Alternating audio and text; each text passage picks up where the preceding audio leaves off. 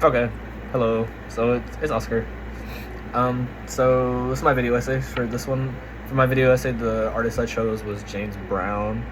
I don't know if any of y'all are familiar with him at all, but if you're not, I'll tell y'all a little bit about him right now. If y'all are, though, it's good to hear that some people know about him too.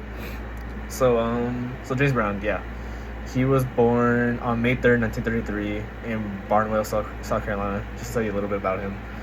And his legal name was James Joseph Brown.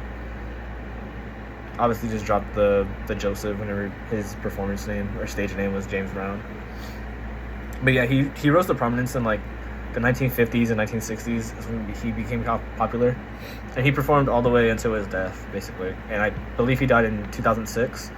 So that's like a 50-60 year span career that he had. So it was very lengthy. So there's definitely a lot of James Brown music out there if you're interested in him. But yeah, so he's one of the most popular blues music artists, I would say. Like before this class, he was one of the only ones that I knew about. I didn't know like very many blues artists or like jazz musicians or any of that at all. So, but he was one of the ones I knew about because my grandparents actually, they were real big fans of him. So, and they'd have music playing occasionally around the house, and my grandma, she would have James Brown on. Weird enough, but she had him on, so I knew like a couple of songs from him. Like I knew Get On Up and one other one that I can't remember the name of it, but I remember specifically like Get On Up was a real big song that I heard a lot whenever I was a kid. And yeah, so people usually talk about James Brown. They would say he's like the godfather of soul music, which, I mean, that's up to anybody's interpretation, but a lot of people talked about him like that. And they said he was also a pioneer of the funk sound, which we just went over in class, which is pretty cool. Which I would say, yeah, because his music is really, like, listening to the stuff we listened to in class whenever I was there, and listening to James Brown's music, I can definitely tell that that's the category he fit into, like, in the 70s when he started performing his stuff, when he was performing during that time. And then, yeah, so he started singing at age 16, because when he was 16, he got arrested for stealing a car and he went to prison. So in prison, he started a gospel choir in there and led that. And then he met an R&B singer named Bobby Bird in 1955. And then in that year, he joined his Bobby Bird's group called the Famous Flames. I don't know if anybody's familiar with that. And then his first hit was the song called Please, Please, Please. That was like the first one that rose to dominance. And then some of his other like songs that are like very notable. There's a ton of them. So like if you look up on Apple Music and Spotify or whatever y'all use, you can definitely find them. But some of them are Try Me, Night Train, Pioneer Love, It's a Man's World, and I Got You, I Feel Good. That one's like the one that I know the most too. I Got You, I Feel Good. That's like probably his most famous one, I would say. According, like, to me, I would say at least that's his famous one.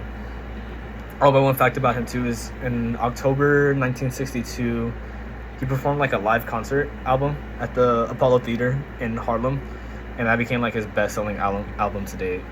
Like, that's pretty cool that he performed an entire live concert album. That's really, you don't hear about that, like artists performing their entire albums like that. So that was really cool to hear. And then what's funny enough is I actually had seen him in the Rocky IV movie, because if y'all know Rocky IV, when Apollo fights Ivan Drago, he brings out James Brown to perform to him. So he brings out James Brown to perform with him, and like he's singing in the background doing his performance, and he wore like these wacky costumes and stuff. So that's how I was first introduced to him. So that's like what intrigued me the most, was like you could hear how he's like very passionate. He was like a very eccentric performer, so he was like very wacky with his movements, and he was dancing, and you can tell he's just very passionate about his performance. Like, he always wanted like perfection out of himself, and you can see that he's just a insanely gifted performer. He was really, really cool. And then there's also, I know another thing about him too that it's pretty cool. They have a biopic about his life, and it's starring Chadwick Boseman. So I think it's called Get On Up, and I'm not sure what streaming service is on it, but definitely if y'all like James Brown or intrigued to learn more about him, I'd say definitely give that movie a watch. It could be pretty cool. And then I think James Brown he intrigues me because I think he relates to like a lot of the early blues singers, like even the blues queens, like how they were like very passionate about what they said, and like their lyrics, how their lyrics had meaning, as well. So I wouldn't particularly say any blues singer in general that I would like connect them to. I would say like basically a lot of the blues singers. I would say I couldn't say just one because how he changed up his genre, like how he went from blues and soul and jazz to funk and R&B. Like he was just kind of like a jackrabbit essentially, and where he jumped around for different genres of music. So, but he definitely, you can tell he's inspired by a lot of the early blues artists, I would say. And then, yeah. So if you do like James Brown, I would say to look at some of the music from like Elvis and Ray Charles, because those, even though they performed like around the same time and things like that, I would say he was inspired by them.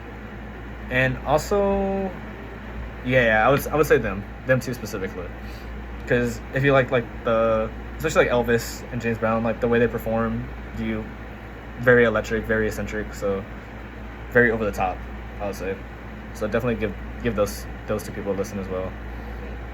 And then the one person that I would recommend, there's not too many like bluesy artists, soul artists that I know of right now, but the one I would say would definitely be probably Bruno Mars, because Bruno Mars kind of has like a little bit of soul music, a little bit, but like pop, R&B, so a lot of funk too. So I would say probably Bruno Mars would be the one I would give to you.